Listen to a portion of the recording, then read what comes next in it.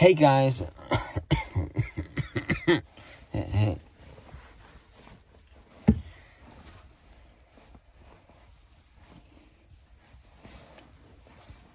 Hey guys, I'm still in this here prison, in jail, back again with yet another Black Plaid review. Oh yeah.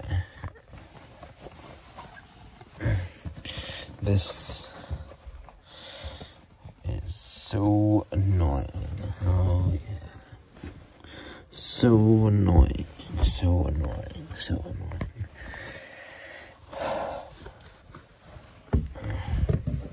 But yeah. I don't even want to wear this thing on me. I gotta show my plaid. There we go. Alright, so we're back again in another Plaid video, and I'm gonna be reviewing Black Panther. Yeah. I know I'm a little bit late to the party by a month or two, but, well, you know, I just couldn't find the right time, that's all. But yeah, it's fine. I'll just make one now.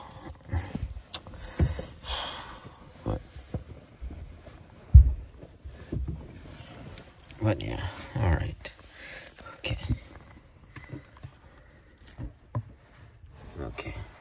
This flashlight hopefully will work better this time. Hopefully it'll work better this time.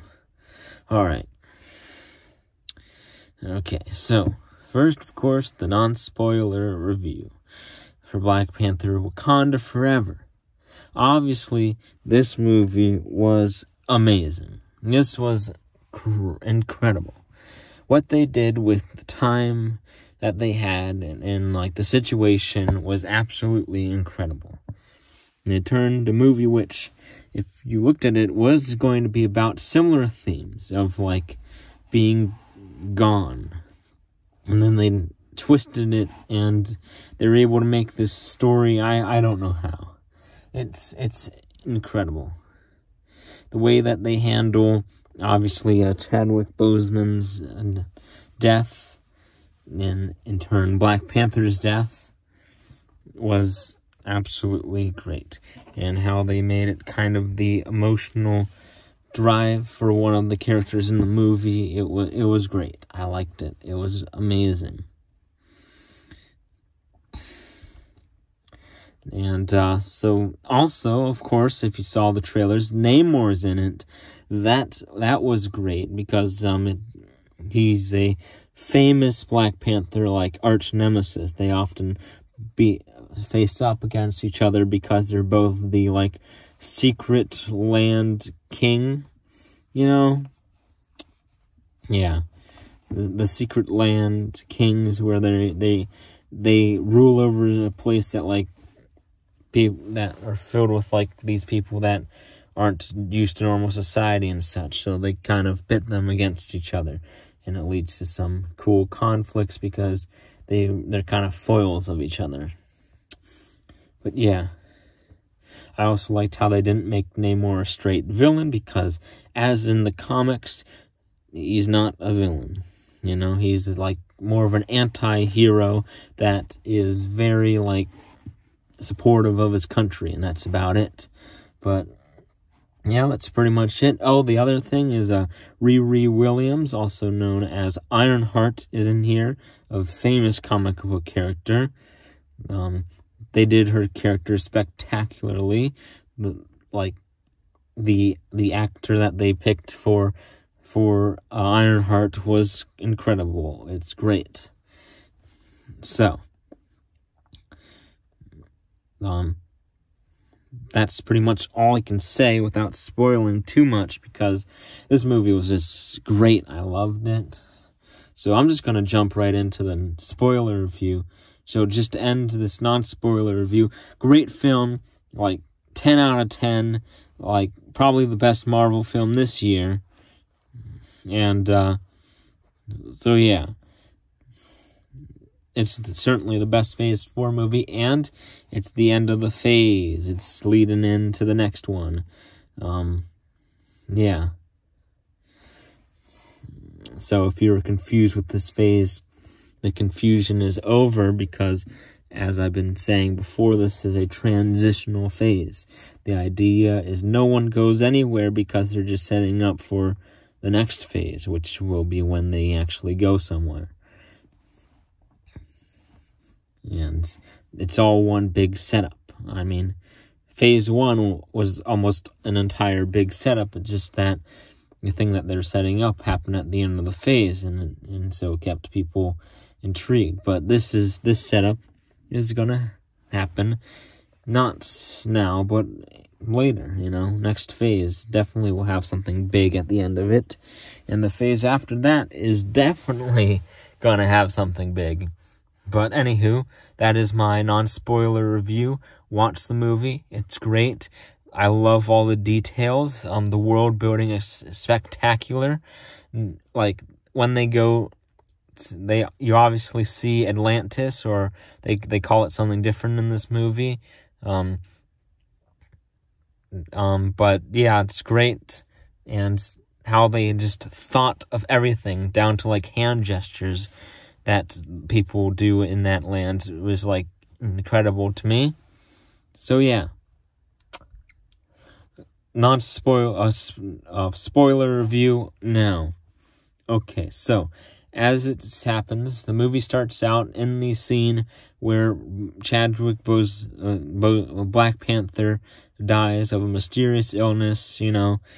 Like, they obviously know what illness it is. It's just like they don't tell the audience what illness it is. They just keep it vague, And, he just dies of, like, any normal, like, thing. So, it's kind of like that superhero thing where, at least in the comics, superheroes, like, Earth Dad dies of natural causes, and Superman has no way of stopping it, and that kind of, like, is a nice message for Superman and whatnot. But they kind of do that spin in this movie, except, of course, they had to do it. But, yeah. Also, after this thing, like, you get to see, like, the whole funeral. It's great. You spend a lot of time there and then they mourn him, and then eventually you see a meeting with the UN, where the UN keeps trying to steal the vibranium and for themselves, and it's not turning out well. There's some very big speeches there, and then afterwards they find some other vibranium in another place. Turns out to be like the Atlantis, or whatever they call it in this movie. I forget the name. It's been a while. But they mine it there, and then Namor comes in. And I have to say, in this movie, the deaths are almost a little brutal, because even like the small characters, they give them those like characterizing moments, so that way you kind of know what that character is about. And then they kill the character off. Like, they have absolutely no mercy in this movie, because they set up this like crew that's doing this mine, and you get to meet all the characters right before everything happens. You get like the main two characters. They're like the focal group, and you're like kind of almost rooting for them to get away, and because they make you care about the characters pretty quickly, and then all of a sudden they just brutally kill them off. And it's great, because it has that emotional weight to it, and it got me. So, and then also, Let's see what else. Then afterwards, of course, Namor gets angry. He assumes that it is the Wakandans that did it. Like, he wants the Wakanda, and so he goes into Wakanda via the water, of course, and then he confronts them while the mom character and Shuri go off together to have like a little like morning thing out near a water area, and so yeah, he goes there. They confront each other, or Namor confronts them, and then they talk, and then he realizes that they didn't do it, and so he needs help killing the scientist that invented it. It invented the machine that could that could detect the vibranium, because that's how they were able to find it in the sea. The scientist, aka Ironheart or Riri Williams, created a device that could detect vibranium. And so they now try to convince Namor of not doing this, obviously, but then also, of course, but also, of course,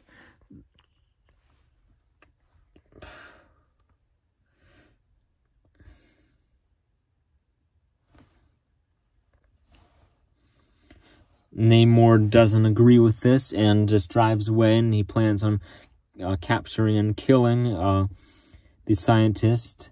So then, two characters, Shuri and Okoye,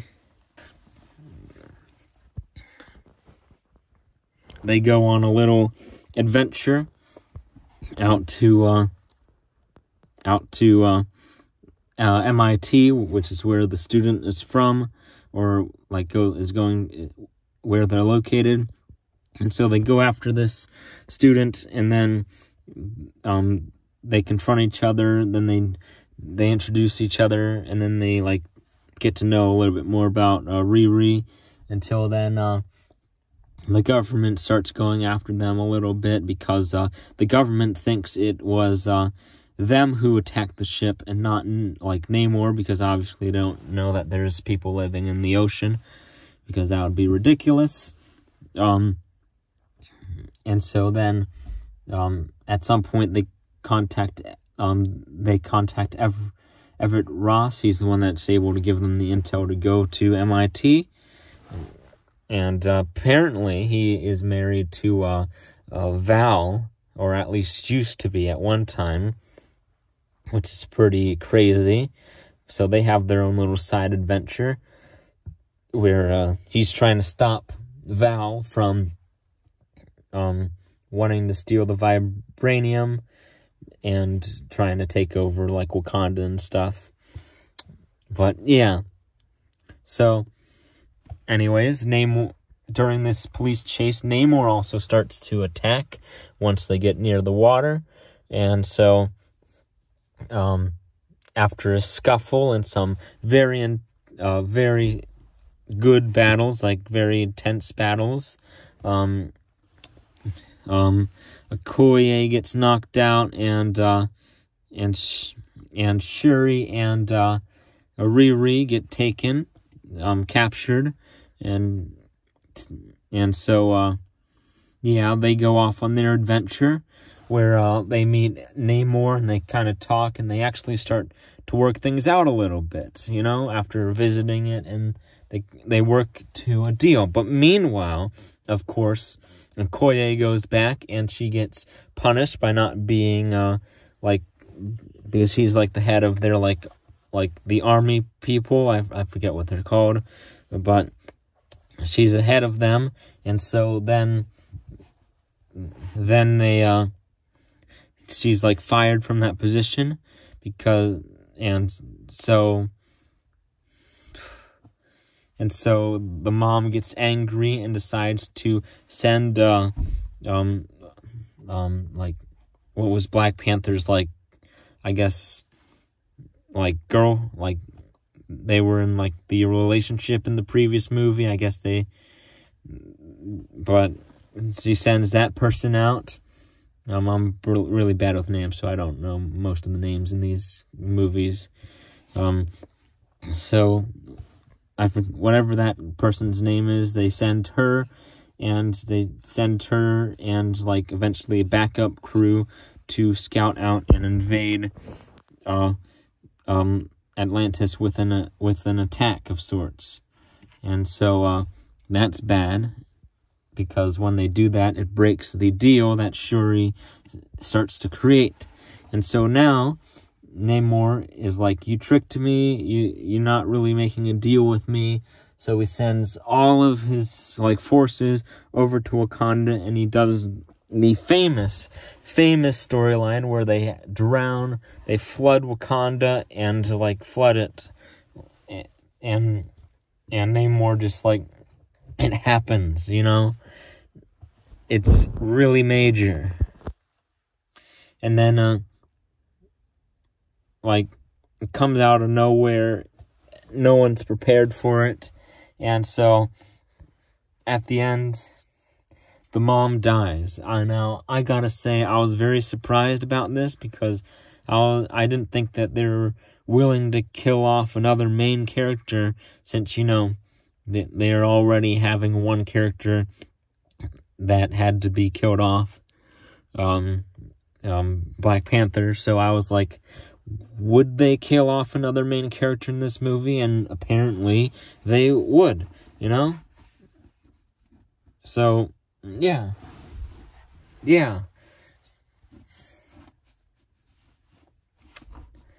But yeah. That attack happens. It's incredible.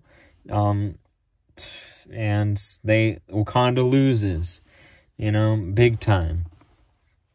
But then, after some conflict with each other, they actually are able, because during this movie, and the opening scene when they're trying to save Black Panther, the thing that holds that scene is, Shuri was trying to make a synthetic version of the heart-shaped herb, because it got destroyed by Killmonger. So they aren't successfully do it, because during their agreement, Namor gives her a bracelet, and that bracelet has the key to making the new heart-shaped herb. And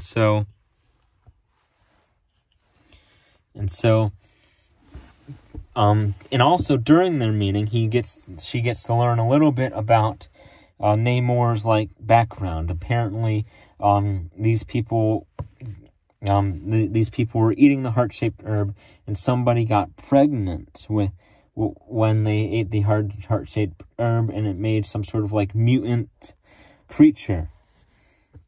And apparently, since the heart-shaped herb was growing in water, it kind of gave them these, like, water power type things, where they couldn't walk on land anymore. But when Namor was born, since he was being, like, still, like developed while the heart-shaped herb was consumed by his mother, then, he became, like, a mutant of both, where he could kind of swap in between. But yeah.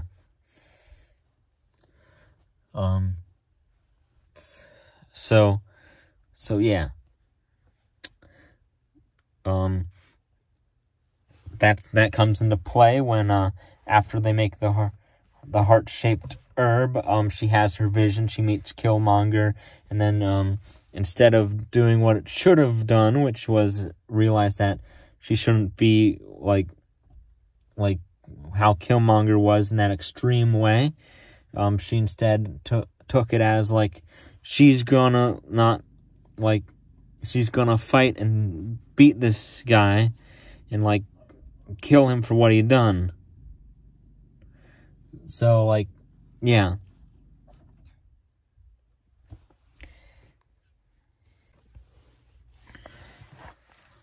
Alright, so when she comes to from, like, her visions, she at some point they realize that he can be dehydrated in order to be defeated, because he absorbs, like oxygen through his skin, like a fish. So, like, if he gets, like, dehydrated, then he can, like, be, like, weakened. And so that's what they do. They do this attack. Cool, epic fight scenes between all of them, in which then they, somehow trick him into going into their ship. They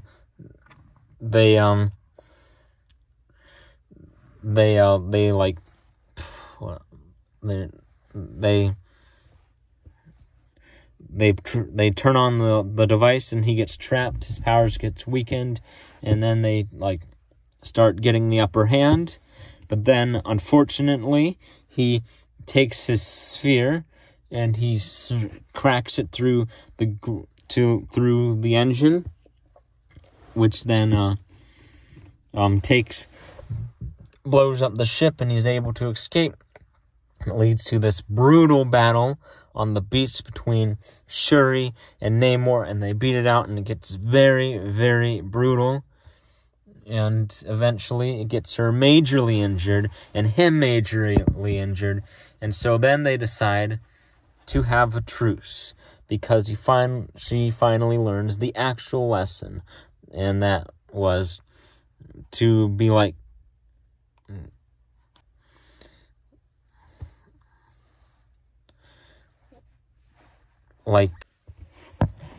and they both go back through their memories, and they finally learn the wisdom of their ancestors, and that is to compassion, because they both realized that they both had suffered in this battle. They both had misunderstandings, and each side has done things horrible to the other side.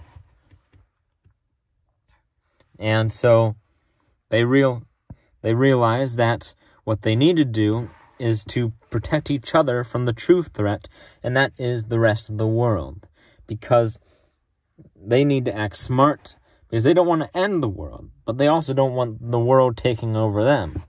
So they decide to make an agreement and compromise and learn to work together to help each other out instead of just burning the world down.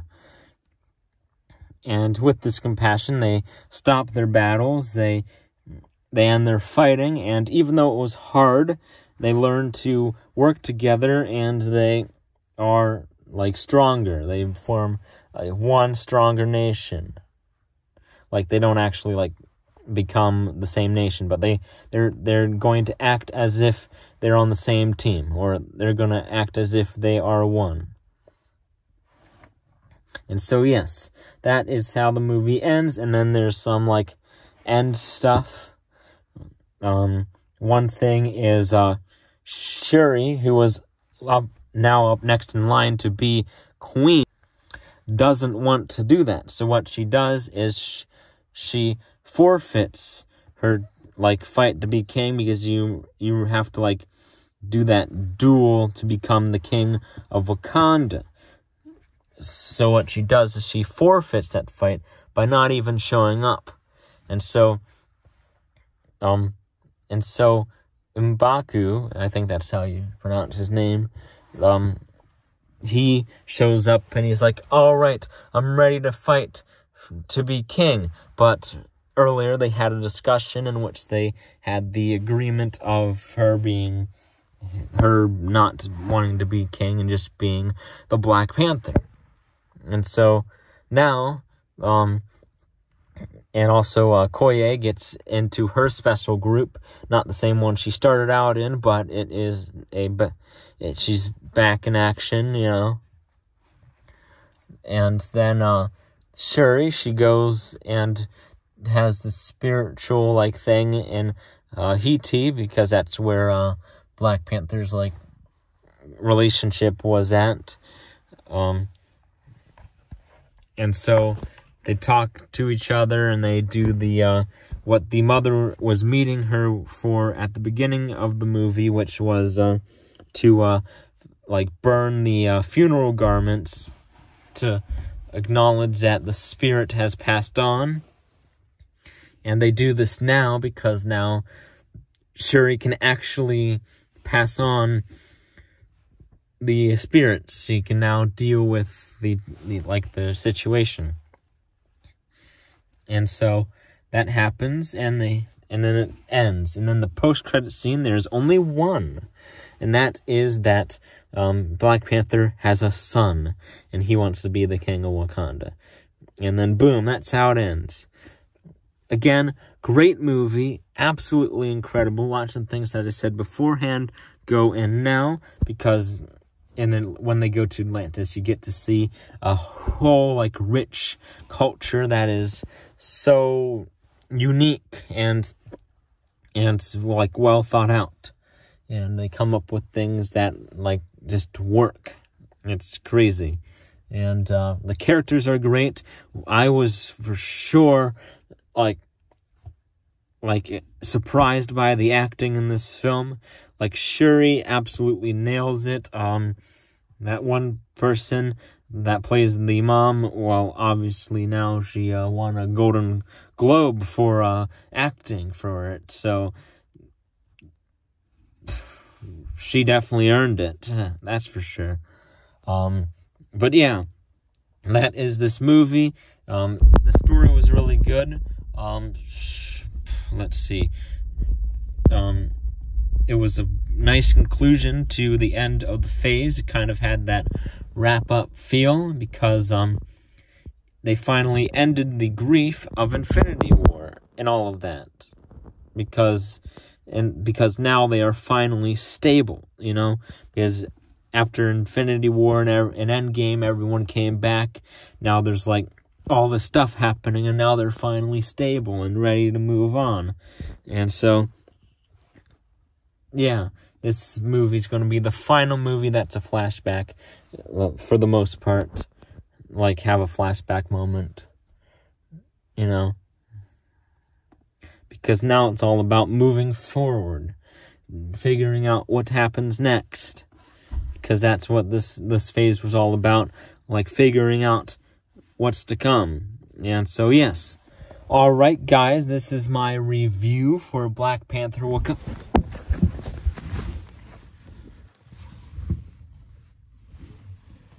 You are... you can leave now.